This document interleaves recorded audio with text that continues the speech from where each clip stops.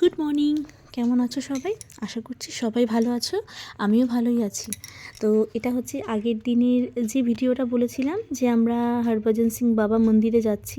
তো ওই ভিডিওটা অনেকটা বড় হয়ে গেছিলো, যেই কারণে আমি আর ওই ভিডিওতে এই ক্লিপগুলো অ্যাড করিনি। আমি এই পরে তোমাদেরকে তখনই বলেছিলাম যে আমি এই পরের ভিডিওটা একটা আলাদা করে ভিডিও বানাবো।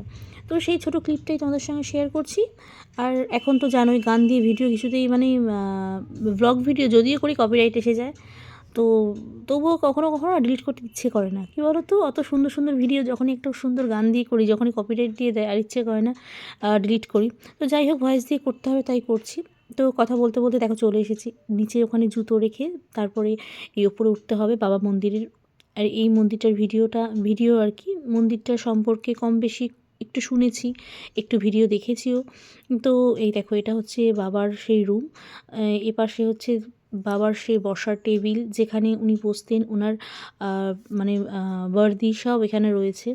তবে জানো তো, বেশ একটা পজিটিভিটি ফিল হচ্ছিল যখনই ভেতরটায় ঢুকেছি না, একটা অন্য রকমের ফিল হচ্ছিল।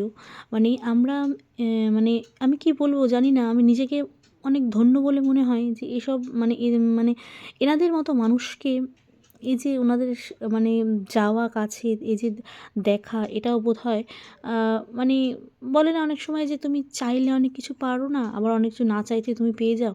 তো আমার খুব ভীষণ ভালো লাগছিল যে এখনও নাকি বলা হয় উনি নাকি এখনও বিরাজমান, এখনও নাকি ওনাকে ফিল করা হয় যে উনি নাকি এখনও এখানে রাত্রে পাহারা দেন, এমন যা যা আর কি আর্মিদের রুলস, ওনাকে নাকি সেগুলোও এখনও পালন করা হয়, শুনেছি আর কি পুরোটাই।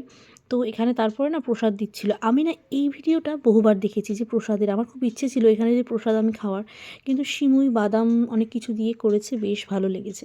তারপর ওখান থেকে আমরা নেমে চলে আসলাম ছাঙ্গু লেক। এই যেটা হচ্ছে দেখো পুরো জমে গেছে, হাফ তো পুরো বরফ হয়ে গেছে, এত বড় বড় ইট দিয়ে মারা হয়েছে তাও কিন্তু ভাঙছে না, আর ওই সাইডে জল। তো তারপরে আমরা চললাম গ্যাংটকের উদ্দেশ্যে, যেহেতু কাল বাড়ি যাব।